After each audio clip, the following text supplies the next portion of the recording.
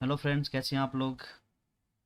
दोस्तों, मेरा नाम है जेपी और आप देख रहे हैं अपना यूट्यूब चैनल जिसका नाम है ज्ञान कुंज इंस्टीट्यूट। दोस्तों, जैसे कि आप जानते हैं कि हम कंप्यूटर इंट्रोडक्शन पे प्रश्नावली लेके आए हैं दोस्तों, बहुविकल्पीय एमसीक्यूज। और ये हमारा पार्ट टू रहने वाला है, प्रैक्टिस सेट का पार्ट टू रहने वाला है।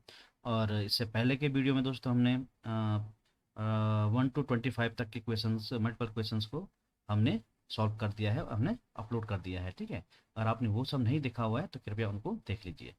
चलिए शुरू करते हैं आज का सेशन। तो ये दोस्तों हमने ये 20 हो गया, 21 20 यहाँ तक हमने क्वेश्चंस कर लिए थे, 25 तक। अब हम नेक्स्ट स्लाइड में चलने वाले हैं 26 से। ठीक है, अब क्वेश्चन बोलता है कि पीसी पर्सनल कंप्यूटर किस श्रेणी के कंप्यूटर से संबंधित है। जो हमारा पर्सनल कंप्यूटर होता है साथियों, वो किस श्रेणी से संबंधित है, ये प्रश्न पूछा गया है। तो क्या मिनी कंप्यूटर होता है, मेन फ्रेम कंप्यूटर होता है, सुपर कंप्यूटर होता है, या माइक्रो कंप्यूटर होता है, या इनमें से कोई नहीं। तो अगर हम पर्सनल कंप्यूटर की बात करें दोस्तों, पीसी की बात करते हैं, तो ये आपका माइक्रो कंप्यूटर की श्रेणी में आता है। आपने अगर मेरे पार्ट, जब मैं डिटेल में आपको टाइप ऑफ कंप्यूटर पढ़ाए हैं, तो उसमें मैंने कंप्यूटर के टाइप्स में ये सब बताया आपको कि पर्सनल कंप्यूटर हो गया, जैसे लैपटॉप हो गया, डेस्कटॉप हो गया, ये सारे के जितने भी कंप्यूटर हैं, जैसे पाम टॉप हो गया दोस्तों आपका और जो क्या कहते हैं, नोटबुक हो गया आपकी, ये सभी जो कंप्यूटर होते हैं, जो होते हैं, ये माइक्रो कंप्यूटर की श्रेणी में आते हैं, माइक्रो कंप्यूटर की कक्षा में आते हैं। ठीक है, चलिए अगले क्वेश्चन की ओर चलते हैं दोस्तों। 27 क्वेश्चन बोलता है कि पांचवी पीढ़ी के कंप्यूटर की विशेषता क्या है। क्या विशेषता है इसकी। कृत्रिम बुद्धि है, माइक्रो प्रोसेसर है ना, या बहुत कम कीमत है इसकी, या घर घर में उपयोग होने वाला कंप्यूटर है, या फिर इनमें से कोई नहीं। अगर हम देखें दोस्तों, तो माइक्रो प्रोसेसर का प्रयोग जो है चौथी पीढ़ी में किया जाता था। इसमें किया जाता था दोस्तों, चौथी पीढ़ी में प्रयोग किया जाता था। अगर हम इसकी बात करें, तो ये तो पर्सनल कंप्यूटर हो गए ये सब, है ना। लेकिन अगर हम सटीक जवाब की तरफ जाएं, तो इसमें क्या कृत्रिम बुद्धि से संबंधित है ये। ठीक है, तो चलिए इसकी विशेषता, मेन विशेषता मतलब ये है। 28 क्वेश्चन पे चलते हैं। बोलता है कि डिजिटल कंप्यूटर की कार्य पद्धति का सिद्धांत है। डिजिटल कंप्यूटर की कार्य पद्धति का सिद्धांत है, तो क्या है ये देखते हैं। क्या बोलते हैं, गणना एवं तर्क, मापन, ऑपरेटिंग सिस्टम, सॉफ्टवेयर, या इनमें से कोई नहीं। अगर हम देखें दोस्तों, तो जो डिजिटल कंप्यूटर होते हैं, ये ज़्यादातर गणना और तर्क के लिए ही इस्तेमाल किए जाने वाली एक डिवाइस होती है। ठीक है, कंप्यूटर होते हैं। चलिए नेक्स्ट क्वेश्चन पे देखते हैं हम लोग। नेक्स्ट क्वेश्चन क्या है दोस्तों, कि माइक्रो कंप्यूटर को डैश कहते हैं। क्या कहते हैं, माइक्रो कंप्यूटर क्या कहते हैं, ये क्वेश्चन है। ठीक है, तो क्या कहते हैं, कंप्यूटर ऑन व्हील, या फिर कंप्यूटर ऑन अ चिप, या फिर कंप्यूटर ऑन अ शिप, या उपरोक्त सभी, या नन ऑफ दीज। देखो दोस्तों, कंप्यूटर माइक्रो कंप्यूटर जो होते हैं, वो क्या होते हैं, मैंने इनका अन्य नाम भी आपको बताया हुआ है। अगर आपने मेरे टाइप कंप्यूटर के टाइप अगर के जो वीडियो मैंने अपलोड किए हैं, अगर वो आपने देखे हुए हैं, तो मैंने इनका नाम भी आपको बताया हुआ है कि माइक्रो कंप्यूटर को अन्य किस नाम से जाना जाता है। तो इसको जाना जाता है किस नाम से, कंप्यूटर ऑन अ चिप। मतलब चिप मतलब होता है क्या, आईसी, आईसी इंटीग्रेटेड सर्किट। तो पूरा कंप्यूटर जो आईसी के ऊपर डिपेंड करता है। ठीक है। तो इसको माइक्रो जो प्रोसेसर या माइक्रो कंप्यूटर जो होते हैं, इनको कंप्यूटर ऑन अ चिप नाम से भी जाना जाता है। ठीक है, चलिए अब चलते हैं अगले क्वेश्चन पे। 30वां क्वेश्चन क्या है हमारा, बोलता है कि उस फ्रांसीसी का क्या नाम था जिसने वस्त्र बनाने वाली मशीन के डिजाइन से पंच कार्ड मशीन बनाई। Very important question, very important question है दोस्तों, इसको याद रखना आप लोग। वो फ्रांसीसी व्यक्ति कौन था जिसने वस्त्र बनाने वाली मशीन के डिजाइन से पंच कार्ड मशीन बनाई थी, उसका नाम क्या था। जोसेफ जक्वार्ड था, या जोस मार्क था, या स्टिलिन था, ये हेनरी था, इनमें से कोई नहीं। इसका नाम जो था दोस्तों, वो था जोसेफ जैकुआर्ड। ठीक है, ये आप ध्यान रखना, जोसेफ जैकुआर्ड उस व्यक्ति का नाम था, फ्रांसीसी व्यक्ति का नाम था, जिसने पंच कार्ड मशीन का निर्माण किया था। किसके लिए, कपड़े सिलने के लिए। ठीक है, अब चलते हैं 31 क्वेश्चन की तरफ। तो ये बोलता है कि इंटेल द्वारा किस कंप्यूटर पुर्जे का निर्माण किया जाता है। इंटेल जो कंपनी हमारी, इंटेल जो कंपनी है, इनके सीपीयू वगैरह बहुत सारे इंस्ट्रूमेंट आते हैं कंप्यूटर के। तो इंटेल द्वारा किस कंप्यूटर पुर्जे का निर्माण किया जाता है, इंटेल के द्वारा। रैम का किया जाता है, या हार्ड डिस्क का किया जाता है, माइक्रो प्रोसेसर, या फिर उपरोक्त सभी, या इनमें से कोई नहीं। तो किसका किया जाता है। तो बिल्कुल सही बात आपने सोची है। ये जो इंटेल है ना, इंटेल जो है आपका माइक्रो प्रोसेसर को बनाने के लिए माना जाता है, ठीक है। विशेष प्रोजेक्ट को बनाता है इंटेल, ठीक है। किसको बनाता है? माइक्रो प्रोसेसर को, ठीक है। नेक्स्ट क्वेश्चन में चलते हैं दोस्तों। 32 बोलता है कि पहली मैकेनिकल एडिंग मशीन जिसमें जोड़ हो सकता था वो किसने बनाई?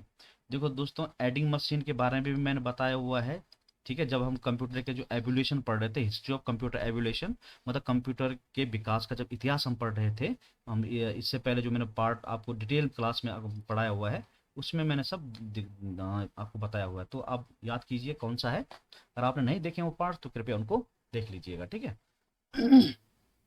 तो बोलो पास्कलाइन है या जैकॉर्ड्स है या ओरटीड है या टू स्लाइट है या फिर इनमें से कोई नहीं? बताइए जल्दी। बिल्कुल सही, कौन था वो? पास्कलाइन, ठीक है। जोड़ हो सकता है वो मैकेनिकल एडिंग मशीन जिसका जोड़ हो सकता था, उसका नाम क्या था? पास्कलाइन, ठीक है। बिल्कुल सही जवाब। अब देखते हैं एक इलेक्ट्रॉनिक डिवाइस है जो डाटा को इंफॉर्मेशन में कन्वर्ट करते हुए प्रोसेस करता है, उसका नाम क्या है? ठीक है। क्या प्रोसेसर है या केस है या फिर आपका स्टाइलस है या कंप्यूटर है? तो हम देखें दोस्तों, तो प्रोसेसर क्या होता है? प्रोसेसर एक इलेक्ट्रॉनिक डिवाइस है जो डेटा को इंफॉर्मेशन में कन्वर्ट करते हुए प्रोसेस करता है, उसको हम क्या बोलते हैं? प्रोसेसर बोलते हैं। वेरी इंपॉर्टेंट, देखो पूछा भी गया है क्वेश्चन में। नेक्स्ट 34 पर चलते हैं कि कंप्यूटर प्रोसेस द्वारा डैश इंफॉर्मेशन में परिवर्तित किए जाते हैं। कंप्यूटर का जो प्रोसेसर होता है या प्रोसेस होता है उसके द्वारा डैश इंफॉर्मेशन में परिवर्तित किए जाते हैं। क्या किए जाते हैं?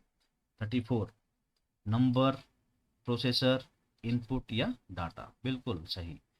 डाटा को दोस्तों कंप्यूटर प्रोसेस द्वारा डाटा इंफॉर्मेशन में परिवर्तित किए जाते हैं। कंप्यूटर प्रोसेस द्वारा जो डेटा होता है ना, अव्यवस्थित में मतलब समझा रखा मैंने, डाटा और इंफॉर्मेशन में बताया हुआ है कि जो डाटा होता है दोस्तों ये अव्यवस्थित रूप में हो सकता है, और जबकि इंफॉर्मेशन क्या होती है?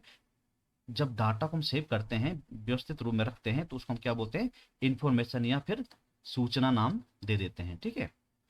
तो डाटा क्या अव्यवस्थित रूप है? इसको व्यवस्थित कर्म करता है हमारा प्रोसेसर, करता है कंप्यूटर प्रोसेसर, और उसको तब्दील करता है किसमें? बदलता है किसमें? इंफॉर्मेशन में, ठीक है। चलिए अब नेक्स्ट क्वेश्चन चलते हैं 35 पे। 35 क्वेश्चन क्या बोलता है कि डेटा प्रोसेसिंग का अर्थ क्या है? जो हमारा डेटा प्रोसेसिंग है उसका क्या अर्थ होता है? डेटा का संग्रहण करना हो गया, या कंप्यूटर की कार्यप्रणाली, या वाणिज्यिक उपयोग के लिए जानकारी तैयार करना, या गणना कार्य करना, या उपयोग में से कोई नहीं? अगर हम देखें तो option number C is correct. वाणिज्यिक उपयोग के लिए जानकारी तैयार करना, ये हमारा डाटा प्रोसेसिंग कहलाता है, मतलब ये सूचना में बदल देता है, ठीक है।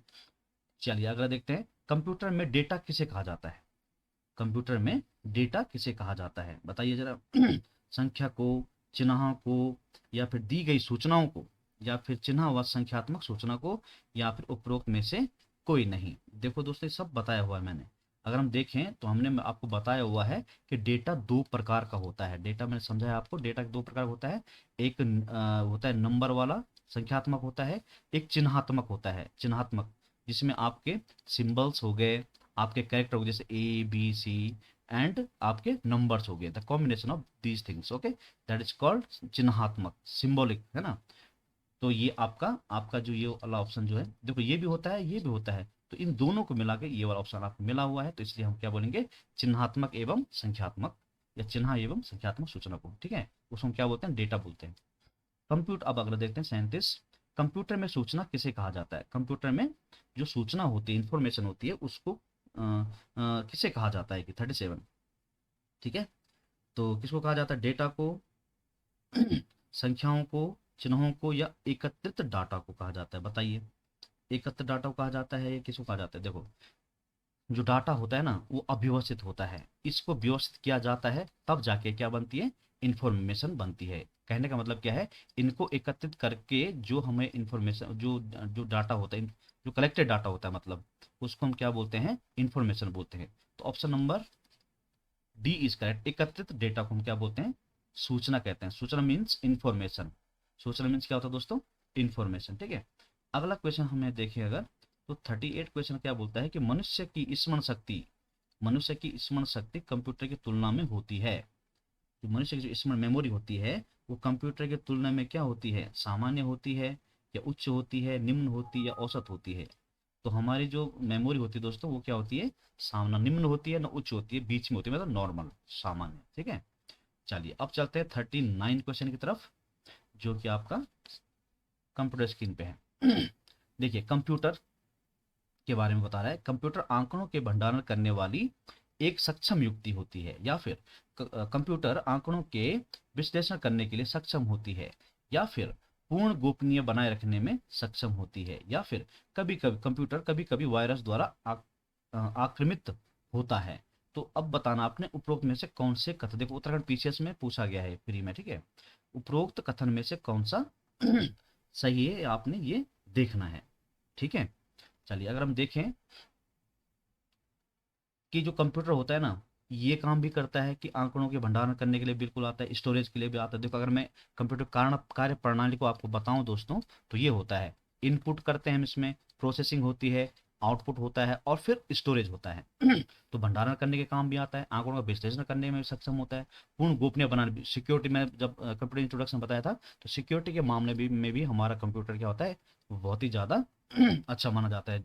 आप जानते होंगे जैसे आपका मोबाइल है तो आप कई तरह के उसमें सिक्योरिटी कोड डालते हैं, कोई फेस सिक्योरिटी डालता है, कोई फिंगरप्रिंट फिंगर डालता है, कोई थंब इम्प्रेशन डालता है, किसी भी प्रकार का जो सिक्योरिटी होता है वो, तो सिक्योरिटी में भी पूर्ण गोपनीय रखने के लिए भी बढ़िया है ये। और ये भी हम जानते हैं कि आपको कंप्यूटर को बचाना है तो एंटीवायरस को रखना पड़ेगा, ताकि वायरस के द्वारा हमारे कंप्यूटर पर कोई प्रभाव ना पड़े। इसका मतलब उपरोक्त सभी सभी जो चारों के चारों जो ये हमारे पास स्टेटमेंट दिए गए हैं, कथन दिए गए हैं, एकदम सही बैठते हैं कंप्यूटर की दृष्टि से। ठीक है, चलिए नेक्स्ट क्वेश्चन पे देखते हैं हम लोग। नेक्स्ट क्वेश्चन भी इसी तरह का है, कहता है क्या कि किसी व्यवस्था के कंप्यूटरीकरण में आवश्यकता होती है, किसी व्यवस्था के कंप्यूटरीकरण में आवश्यकता होती है, किसकी आवश्यकता होती है, देखिए उसको करने में दृढ़ इच्छा शक्ति की, बिल्कुल सही बात है। संबंधित वित्तीय संसाधनों की, बिल्कुल आप अगर कंप्यूटरीकरण करना तो वित्तीय साधनों की जरूरत तो पड़ेगी आपको, संसाधनों की। जनशक्ति के प्रशिक्षण में भी काम आता है कंप्यूटर, ठीक है। एक अत्याधुनिक संरचना की, बिल्कुल सही। तो ये यहाँ भी क्या है, ये चारों आपकी सही। अब देखते हैं कि कौन सा कथन सही है, एक दो बिल्कुल, ये भी दो सही है बट, और देखते हैं ये भी सही है, ये भी सही है। इसका मतलब क्या है, सभी जो हमारे ये चारों के चारों विकल्प है ना, ये ऑल अबव है ना, सभी चारों आपके क्या है, सही है। ठीक है, चलिए बढ़ते हैं साथियों अगले क्वेश्चंस की तरफ, जो कि 41 है आपके सम्मुख कंप्यूटर स्क्रीन पे।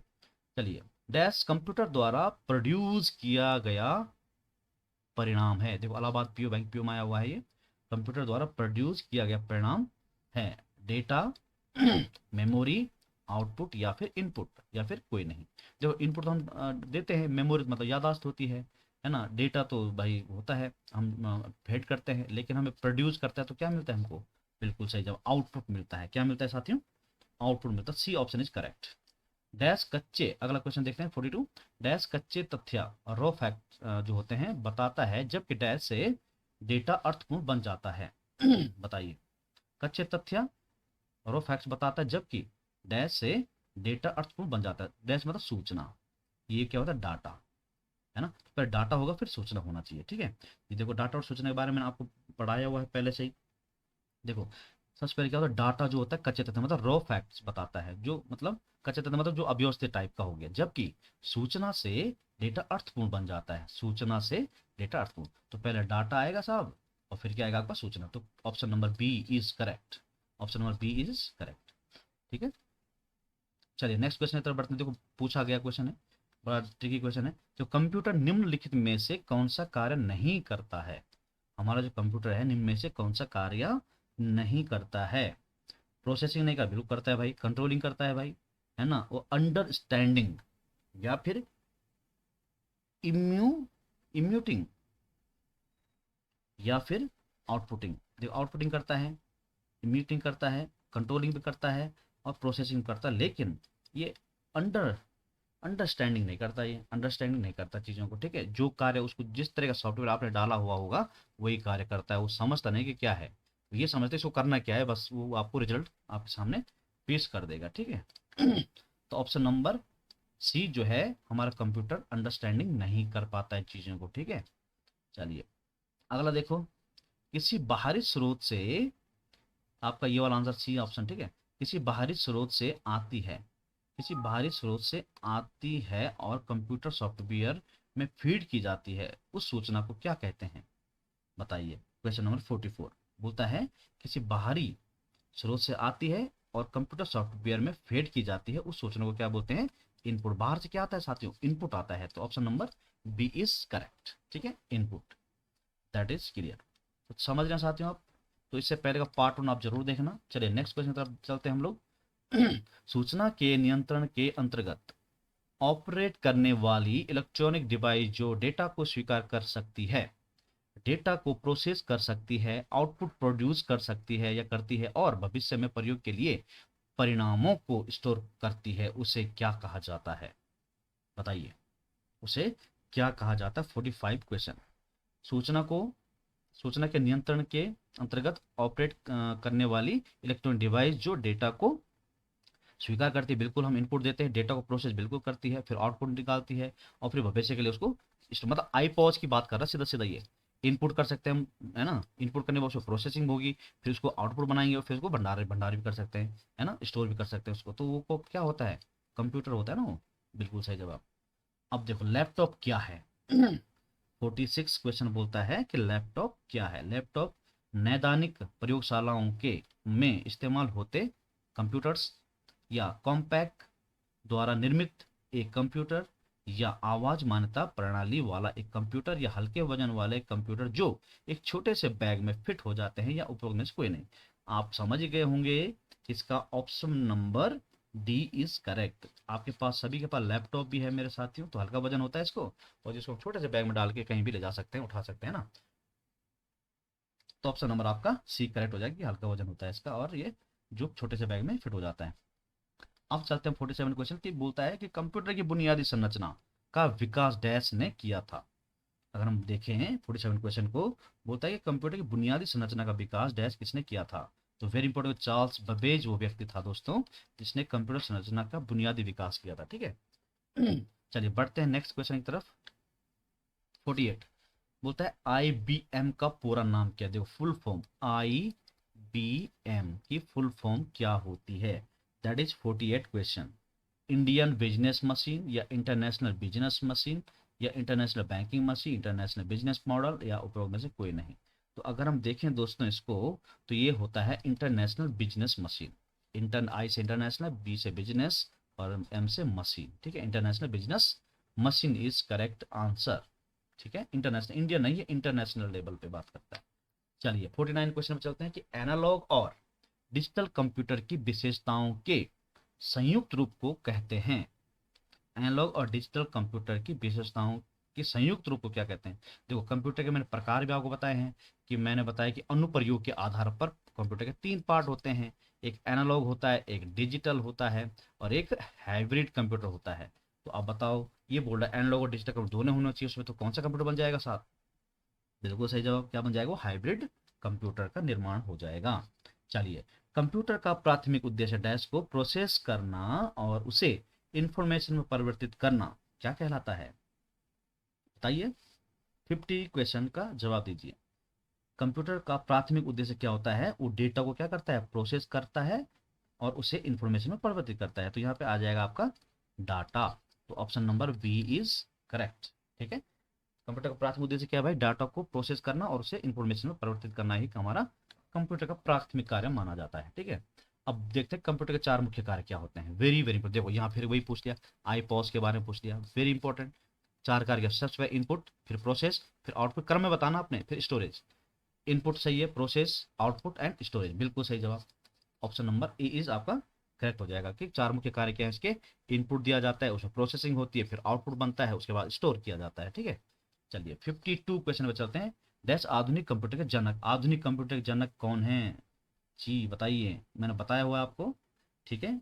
इसके पहले वीडियोज में आधुनिक कंप्यूटर का या फिर जो हमारे कंप्यूटर के जो जनक हैं वो कौन है, आधुनिक कंप्यूटर जनक कौन है ना, वो सब बताया हो। तो बताइए, चार्ल्स बेबेज है, ये वॉन न्यूमैन है, या फिर आपका डेनिस रिचेल है, या ब्लेज पास्कल है, या फिर इनमें से कोई नहीं? तो बिल्कुल सही जवाब किसको माना जाता है?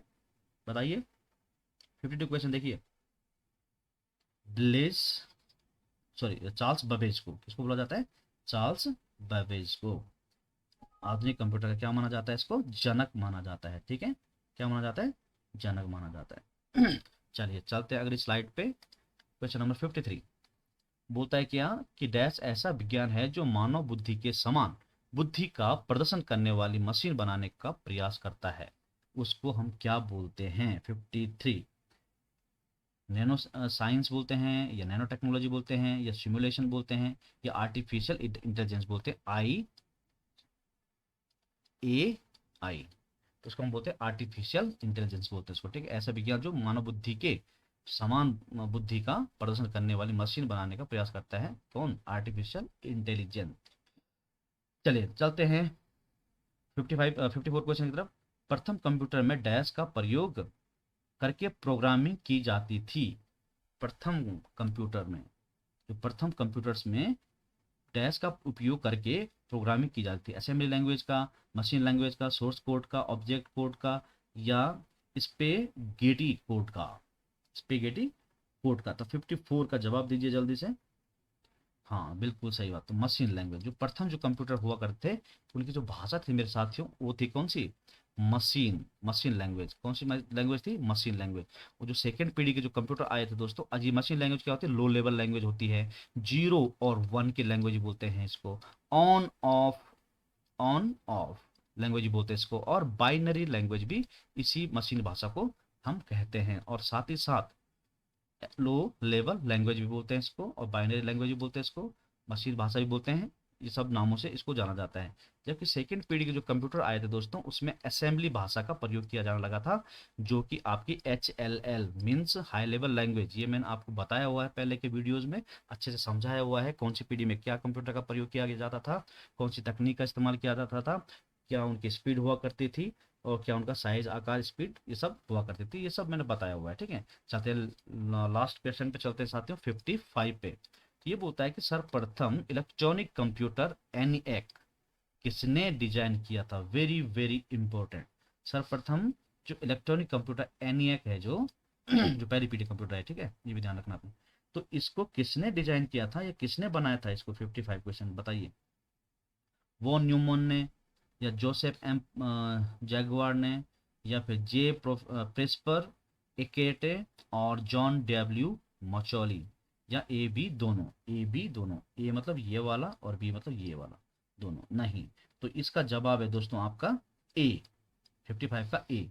वॉन न्यूमैन ने